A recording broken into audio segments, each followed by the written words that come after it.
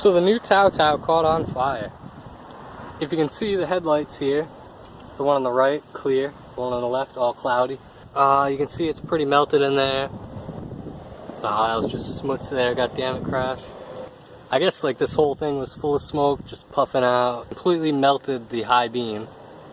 And from the start I knew there was something wrong because this one has a light cutoff switch and not a kill switch. So he's at 243 kilometers, and I guess he filed a claim with Tao Tao, so we'll see what happens and I'll keep you guys updated with that.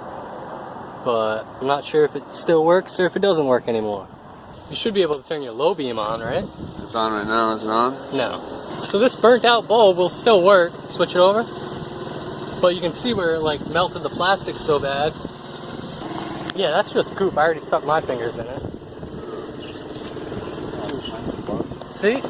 Look, he's got that LED going in and out. Oh, yeah, huh?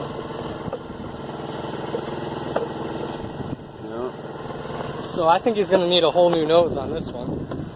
And yeah, hopefully that's what they send him. And I'll keep you guys updated on what happens with the new Tao Tao.